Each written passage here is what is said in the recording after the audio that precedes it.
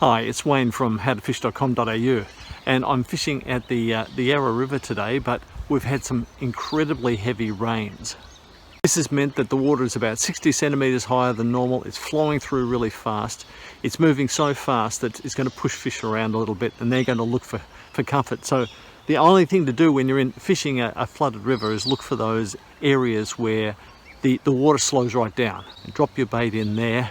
Using berley and bait dips will actually help you attract those fish if they're in the surrounding area. But I will use all of the standard techniques that I know that work normally. So I'm going to use my survival pack, which is a fine lightweight trace, small hooks, small baits, and just plop my bait into an area that's slow and hopefully pick up fish.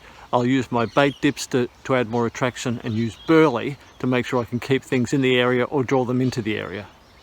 Most people think rivers after heavy rains are unfishable when the water's really moving fast, but if you can find some slow areas, you're at least giving yourself a chance of finding a place where fish might be holding for a while. It's worth putting a bait in there, and then if you don't get a bite after say 15-20 minutes, moving on to the next spot. But there's a little point in putting a bait into this really fast moving water. You'll probably get snagged up is one thing, and it's unlikely there's going to be any fish waiting. I've caught fish in areas like this in the past where the water's slowed down, and even that stuff floating on top adds some protection. In close you see there's a lot of cover there, and some fish will take advantage of that.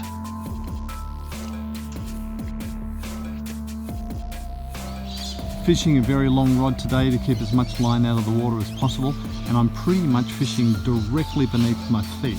So I've got to be careful not to stomp around and scare the fish, because they can hear the thuds on the bank as you walk around, and that will send them away, especially if you're fishing in very close.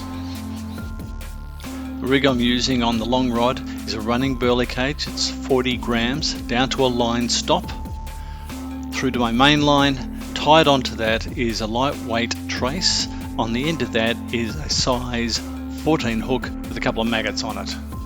Those maggots I'll be dipping in my bait dips to make them more attractive to the fish, and the berley cage of course will be full of berley. I won't be casting out far. I want to keep in my target zone, which is this still water. So as you can see, it is very, very close to the bank. I just let that actually sink to the bottom. You can see the bank here is relatively steep, so that usually means that the water in front is going to have some depth to it.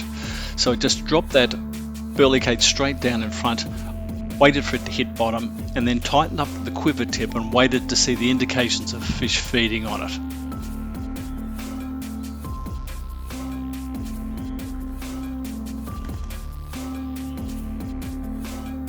I always take a second rod with me, something that's a bit heavier. This one here had a running bean sinker onto it, down to a size 8, sometimes a size 6 hook with some worms as bait.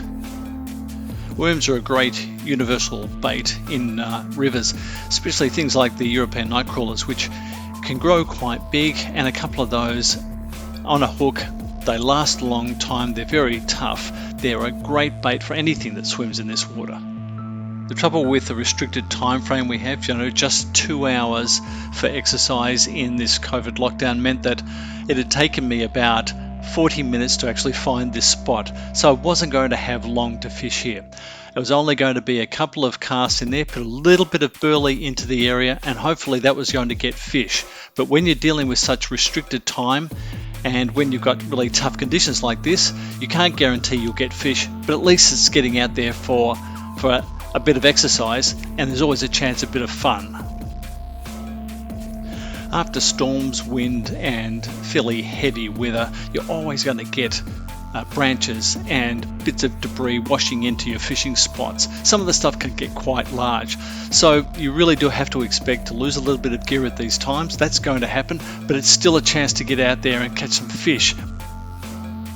I can't always find the right gear, so sometimes I make it myself. This is a bean sinker. I've stuck a paper clip through it, made a link in it, so I can just quickly change that. So here I can use the lead if I need to, or I can change that because I've got a snap swivel.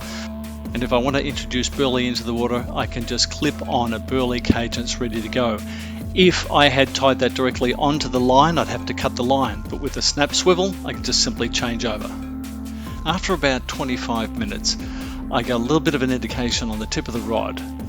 I pulled up and it was a little roach. I was so happy to see this fish. They are an introduced species, but what the hell.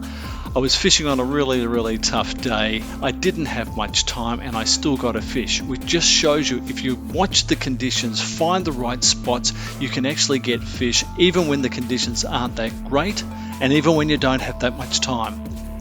Great way to spend a couple of hours. If you've enjoyed this video, please give us a thumbs up and subscribe. And for any of the gear, tackle and techniques, go to my website, howtofish.com.au. See you next time.